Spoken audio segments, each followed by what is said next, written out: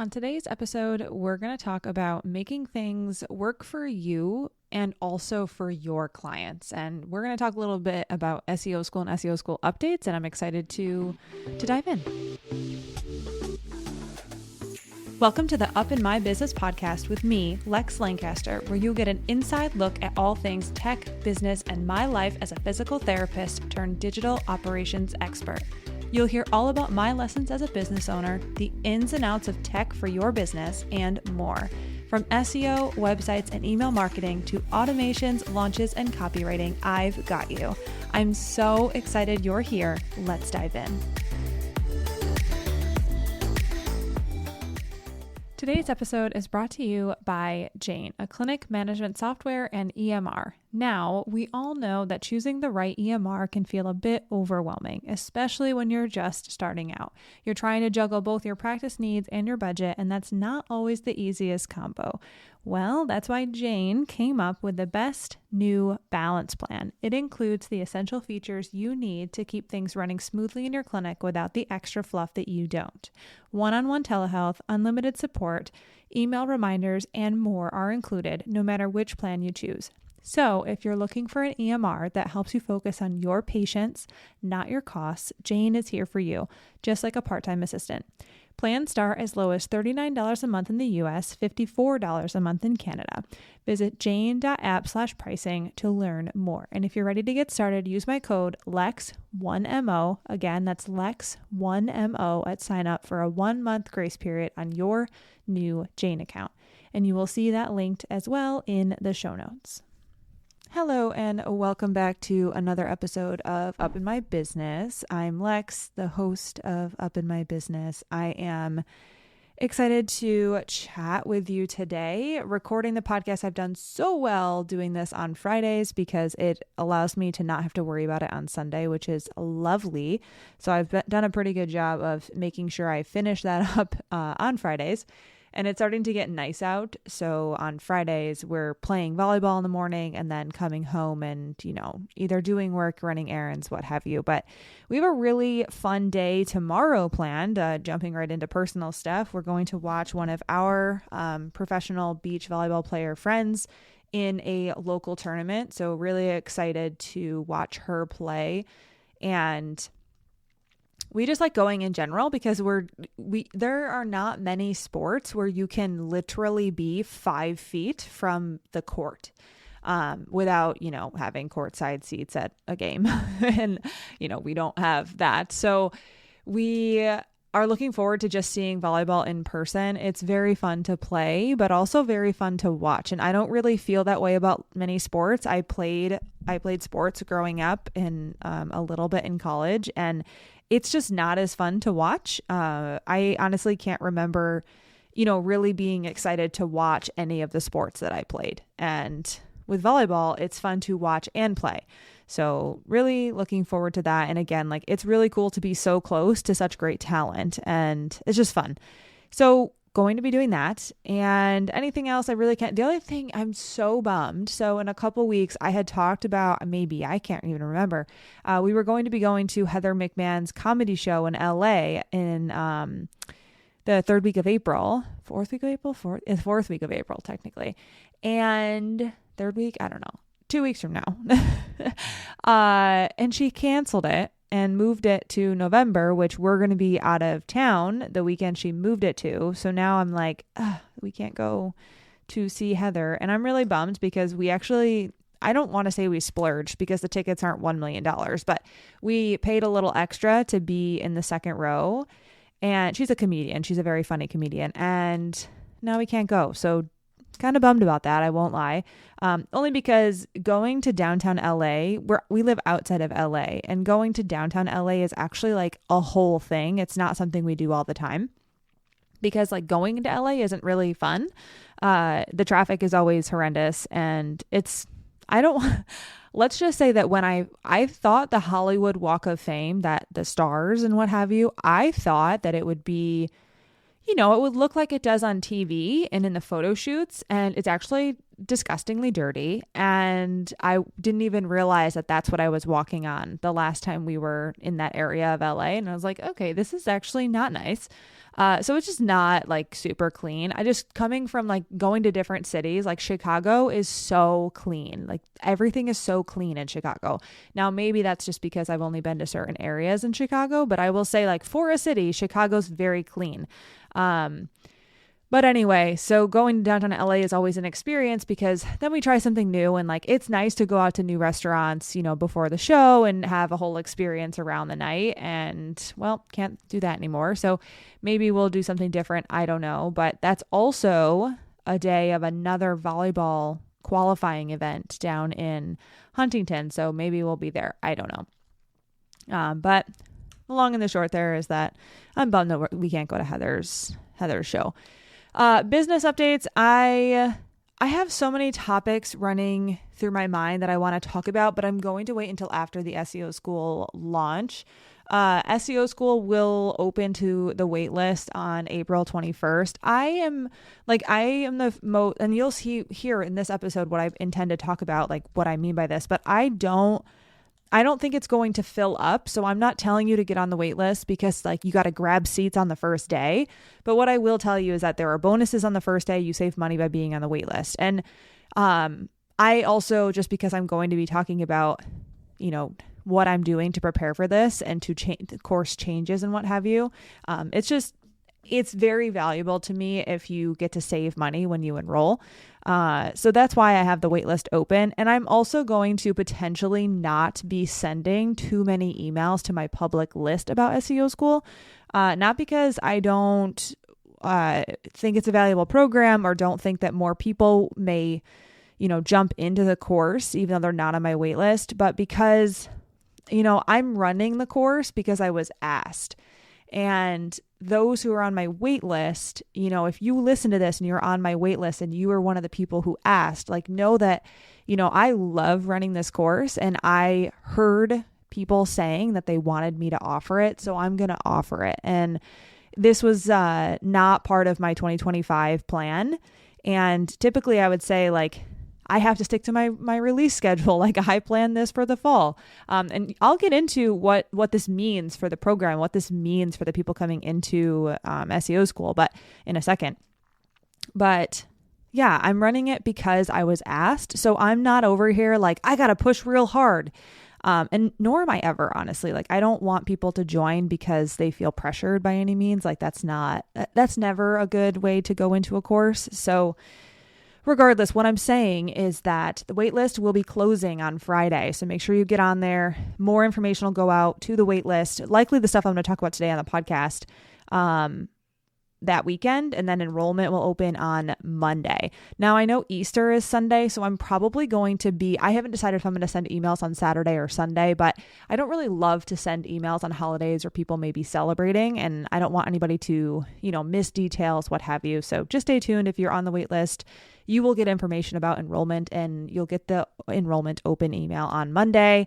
Feel free to, you know, join whenever feels good or don't. Like, you know how it is. And yeah. And with that being said, let's jump into what I intended to talk about today. So my whole message today is that you have to do what works for you in your business. And oftentimes what works for you will be better for your people in the long run and better for the people that you're working with in the long run. Not just because your energy level is better, because that's true, but also because they're going to get the delivery of the product or the delivery of the service that you want to deliver and that you feel good delivering. So the background on this and why I came to the conclusion that I wanted to just put it into words as well. I run SEO school, and SEO school, I am in cohort 8 will be opening up. I've run this 7 rounds.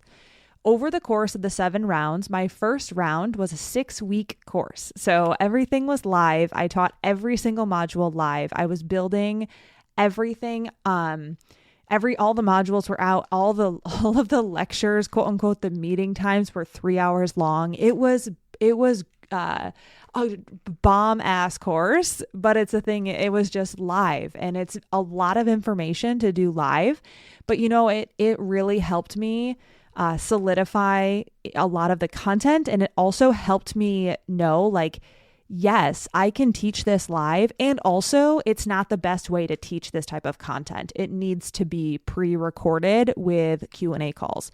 I switched to that method after running it a couple of times. It wasn't all live. It was pre-recorded and some live content. It was like back and forth. But I switched to pre-recorded with live Q&A calls round 4, I believe. And it was just the best. So it's now a 6-month course with Q&A calls each month that I give individualized coaching in a group setting. So it's very much so like you're not lost in the sauce. It's not 100 people in the course. I think the most I've ever had was 25 or 30. 30, I think. 30 was the last cohort. So the most I've ever had is 30. And it's great. I love the Q&A calls. They are lovely. So with that being said, when I was asked, so my intention when I made SEO School, when you make an online course, you know that at any point in time you can improve the course and you want to improve the course. So I would never have someone buy the course and then make updates and then have people not get the updates. So I have had the intention since last cohort started that I was going to run this cohort, make sure I collect all of my data from this cohort and then all of the cohorts from cohort 4 till now, which I have done, and take that data and rework the course. So my cohort 8, which I was going to run in the fall, was going to be a completely re-outlined curriculum, still learning the same stuff, but I am going to take all of the current lessons and do what I like to call like the less is more approach. Give people a super bottom line up front, make it more practical. All of the information is there. This course is so good. Honestly, like it's so good and has so much information, but I wanted to rework it to make it just a little bit easier for people. So my intention was my cohort, the cohort 7 wrapped up. It did wrap up on May 7th. I'm sorry, April 2nd. It wrapped up on April 2nd. So once that wrapped up, I knew that I had from April until September to rework, re-record, and make the course even better. Well, when it came down to it in February, and I never really get people who are like, I want you to run this. I want you to run this. People really just, they hang out and they wait until I launch it whenever it ends up happening. And I haven't had it happen, I'm assuming, because I run it every 6 months until this year. My plan was to run it in the fall and only in the fall. Well, you can imagine who I am as a human in general. I'm like, okay, I'm having people ask for this course. I'm going to run it. Like I want to run it for them. I feel great about it. Like I feel like, because the reason I wasn't going to run it is because coming to the live calls in the summer, I noticed that people don't love coming to live calls in the summer.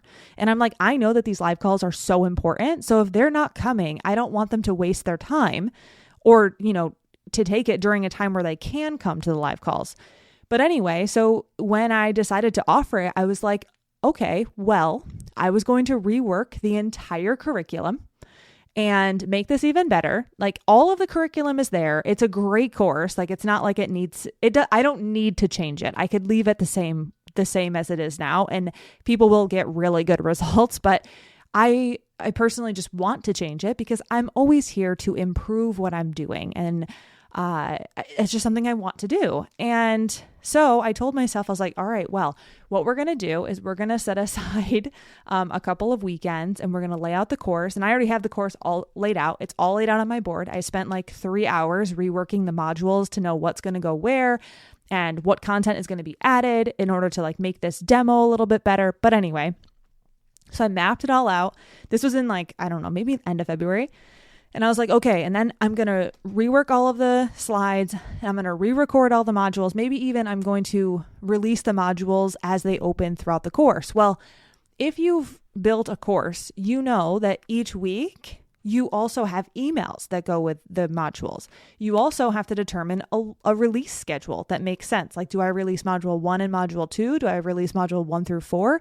What's my homework going to be for those modules? Now, I am super proud to say that if I wanted to sit down and record this whole course now and like get everything, worked out, I could do that. I could definitely do that. But in my mind, I was like, looking around me and looking around at everything that's going on, I just know that capacity wise, it does not feel like I should put that extra pressure on myself. And so what I decided was, yes, I'm reworking the course. Yes, everyone is going to get the new content, but for this specific cohort, I'm going to do what works for me and what will work for everyone else in the long run. And that's going to be to keep the course as is and do my improvements on the schedule that I anticipated doing them on. So the new course will officially be ready in the fall, new course, quote unquote, just a new layout of the course will be ready in the fall. And the cohort that starts in the spring is going to get the same material that I have had and is very successful, very great material, a very great course now. And then in the fall, they'll also get access to the updated content. So everyone wins, because of course I'm going to give everyone who's ever taken SEO school the updated version. But what I'm getting at here is immediately I put myself under pressure to change what I had already planned out for the course changes. And,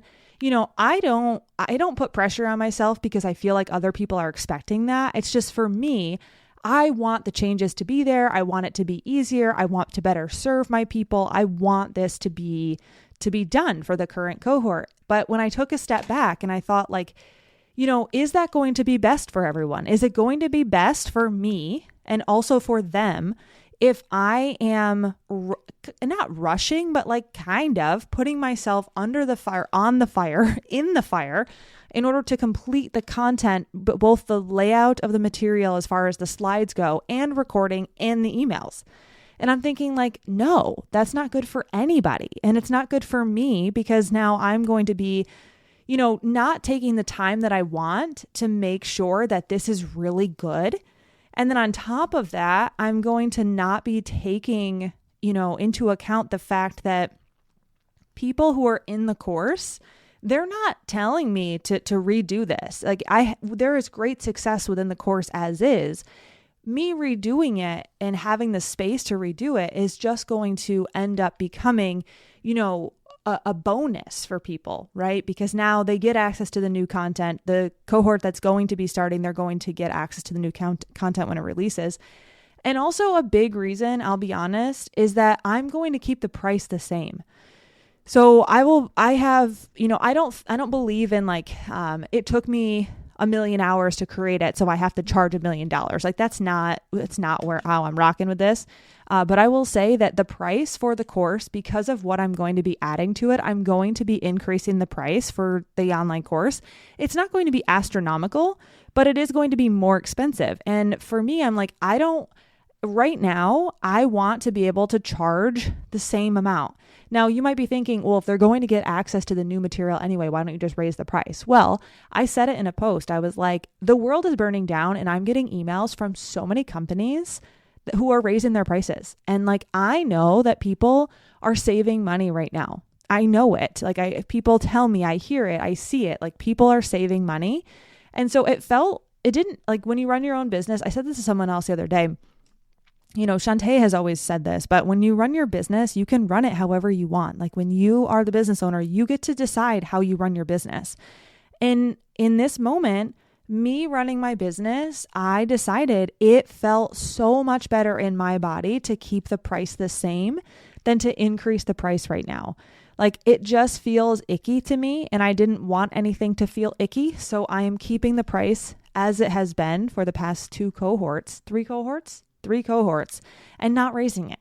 When the fall comes, it'll be a different story, only because I do plan to just, like I said, improve the things that are in it, add some new stuff, change a couple things as far as making the experience better. Yes, I do plan to add all that stuff, But the thing is I don't want to rush it, both for me and for the people who are going to be taking it. It's just going to be better if I'm giving myself the time that I need to really perfect the things. And I also don't want to rush it because it doesn't make sense for the pricing structure and knowing that I want to raise the price, but right now I don't want to raise the price and deal with all of that stuff. And like it felt icky in my body and I just said no, right? So the long and the short here and the message that I wanted to convey is that you have to do things that you have to do it in a way that feels good for you, because oftentimes what you need to do and what you end up doing will be better for your people in the long run anyway. And I'm not sitting here beating myself up about it by any means. I'm not like, oh my God, I wanted to make sure I had that course out and I had it all reworked by this cohort. I'm not beating myself up about it. Am I a little, I don't want to say disappointed. I'm just a little bit, I just want to have it out. I want to create the content, but doing that to myself and doing that and trying to put myself in the fire to rework everything and launch it and have it ready to go by May just feels crazy to me. Like I would not expect if I was a boss of a team and I told my team, hey, I want you to do this in 2 weeks, 3 weeks. I hope they would look at me and be like, are you effing insane? Like, are you crazy? And by the way, like, I don't know who knows what about my business, but there is no one else in my business. It's just me. Like I have no VAs. I have no contractors of any sort. Like I do all the things. So I would essentially be telling myself that I want myself to do all of this stuff that I know I need more than 3 weeks for, to do it in 3 weeks. And that just feels really bad. And I would not expect that of any other business owner. I wouldn't expect it from myself. I wouldn't expect my team, if I had a team, to get that done. So I hope if you ever felt like you needed the permission, which you absolutely don't, but you have permission to do whatever feels good for you and whatever works best for you long term, not just in this very moment, because ideally, typically, that's also what will work for your people as well. And it will also get them, or it will likely get them, better results and have a more positive experience with whatever they're doing with you. So that's all I have for you today. It ended up being a little bit longer than I assumed I would be recording. So thanks for sticking with me. Let me know your thoughts. If you're on the SEO School waitlist, know that I'm really grateful. Like I said it earlier, I don't really have people who ask me, please run this course. Please run this course. Are you running it before the fall? I don't have people who ask me that because yes, I was running it every 6 months, but I'm so grateful that people are asking. So if you have asked, if you have reached out and just said like, hey, I really would love if you ran this course in the spring, know that I see you and I appreciate you and I am grateful. It means so much to me, not only that people are interested in what I'm teaching, because, SEO is super techy. It's not like I'm not teaching you how to like make a beautiful garden, which I think is a little bit more entertaining than, techie SEO. But when people are excited to learn from you, no one really prepares you for the moment where anyone who wants to learn from you is asking you to teach them. And it's just like, I can't describe the feeling that I have when that is the way that I would describe it in me being the person asking. It just brings me back to college where I had this one professor who was just incredible. And I was like, can you please teach this other class? Like, you're such a good teacher. Can you please teach this class that this other person teaches right now? Because you are such an incredible teacher. And I think we would all like learn more if you taught it. And like, that might sound mean but the teacher who was teaching it we were struggling so hard. So that's how I would relate it to. It's like, just reaching out to someone and saying like, you're great at this and we really like to hear from you. And I would love to be in your class. Like, that just feels so good. So thank you. Thank you. Thank you. Thank you. Just a long drawn out way to say thank you. I appreciate you. I am grateful. All right, friends. I am headed off. I'm going to go work, probably going to sit outside in the sunshine a little bit and work. And yeah, just enjoy the day. I hope you have a lovely day. I know you'll be listening to this whenever you listen, but I hope you have a lovely day whenever that is. And thank you so much for listening. I will catch you next time.